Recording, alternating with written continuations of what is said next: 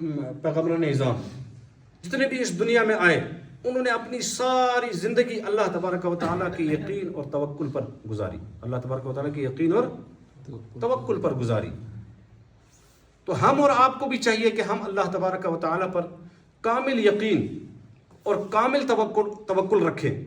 लेकिन तवक्कुल का मफ़हूम और माना वही जो मैंने बताया कि तवक्कुल का माना और मफ़हूम क्या है, वो ये है कि ज़ाहिरी असबाब जितने भी हैं उनको बरूए कार लाया जाए और उसके बाद फिर अल्लाह तबारक व तआला का करम होगा, फिर अल्लाह तबारक व तआला की बख्शिश होगी, फिर अल्लाह तबारक व तआला का फजल होगा।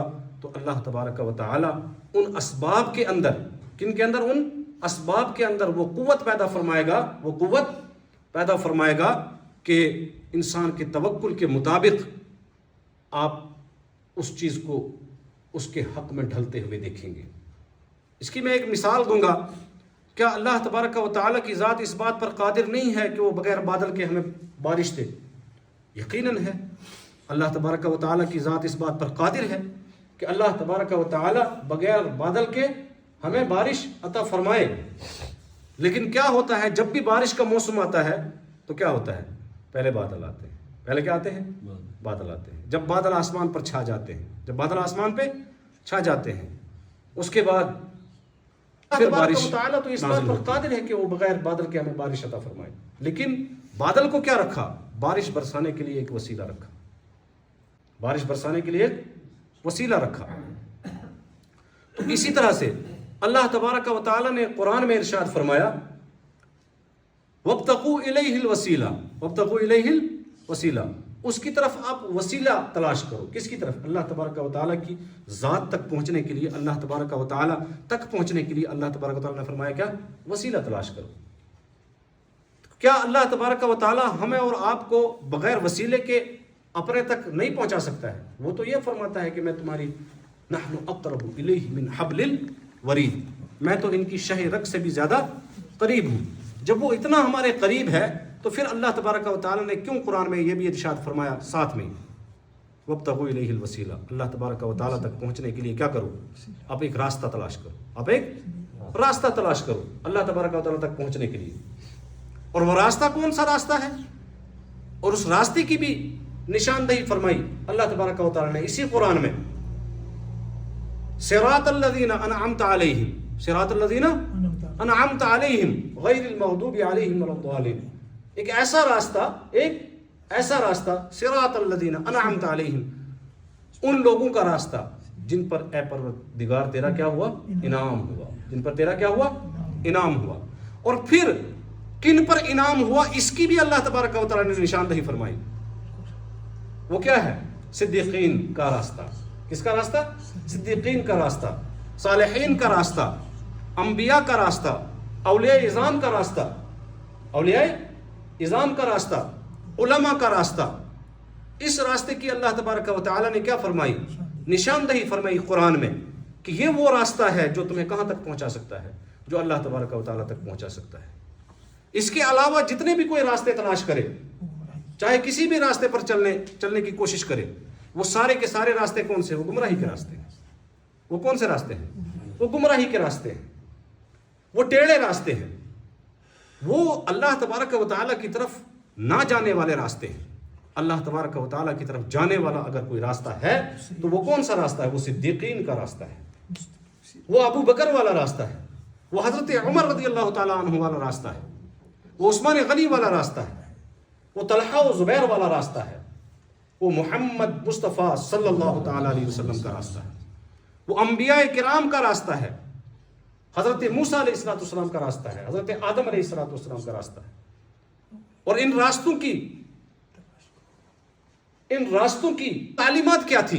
इन रास्तों की अहम तालीमात में, ऐ अल्लाह तबारक व तआला के बंदो, तुम सिर्फ और सिर्फ किसकी तरफ आओ?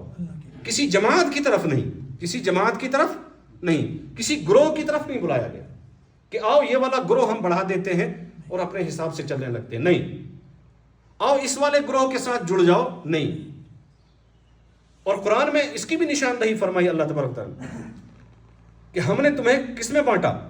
कबीलों में बांटा, अलग अलग खानदानों में बांटा, अलग अलग रियासतों में बांटा, کہیں کالا، کہیں پڑھے لکھے، کہیں ان پڑھ، کہیں سچے، کہیں جھوٹے، کہیں اچھے، کہیں برے، کہیں صراط مستقیم پر چلنے والے، کہیں صراط مستقیم سے ہٹانے والے، کہیں اس نبی کی امت، کہیں اس ولی کو ماننے والے، کہیں اس ولی کو ٹھکرانے والے اور اس ولی کو ٹھکرانے والے، کہیں علماء کی بات پر لبیک کہنے والے اور کہیں علماء کی بات کو جھٹلانے والے، علماء کی بات سے پھرنے والے.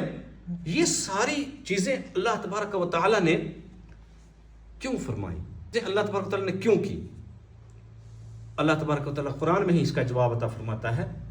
اے میرے بندو، میں نے تمہیں یہ الگ الگ اس لیے بانٹا تاکہ تم آپس میں کیا کرو، لتعارفوا، تاکہ تم آپس میں ایک دوسرے سے پہچان کر سکو، ایک دوسرے کی پہچان کر سکو. بزرگ ہے اس کو چھوٹے کی پہچان کرنی ہے، بچہ ہے اس کو بڑے کی پہچان کرنی ہے، سچا ہے اس کو جھوٹے کی پہچان کرنی ہے، جھوٹا ہے اس کو سچے کی پہچان کرنی ہے، راستے سے ہٹا ہوا ہے اس کو صراط مستقیم کی پہچان کرنی ہے. اس بات پر قادر ہے کہ اللہ تبارک و تعالیٰ سب کو یکسانیت کے ساتھ رکھتا، لیکن اس نے الگ الگ کیوں کیا؟ الگ الگ صرف اس لیے کیا لتعارفوا، تاکہ یہ آپس میں کیا کر سکیں، آپس میں ایک دوسرے کی پہچان کر سکیں اور اس صراط مستقیم کی تلاش کر سکیں. اور تمام انبیاء اکرام علیہ السلام نے، جیسے کہ میں نے پہلے عرض کیا، تمام انبیاء اکرام علیہ السلام کی تعلیمات میں یکسانیت تھی. حضرت موسیٰ علیہ السلام کے قوم میں کوئی اور بات نہیں تھی، بلکہ اس میں بھی کیا تھا؟ اس میں بھی یہ تھا کہ آؤ اللہ تبارک و تعالیٰ کی طرف چلتے ہیں.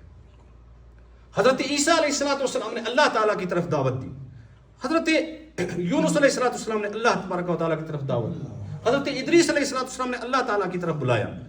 حضرت آدم علیہ السلام نے اللہ تعالیٰ کی طرف بلایا. حضرت نوح علیہ السلام نے اللہ تعالیٰ کی طرف بلایا.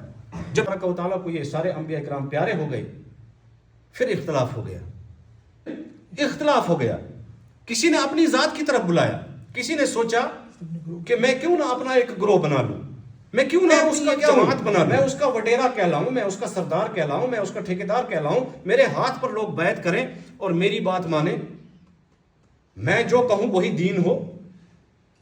معذرت کے ساتھ، میں جو کہوں وہی دین ہو اور میں جو نہ کہوں وہ دین نہ ہو.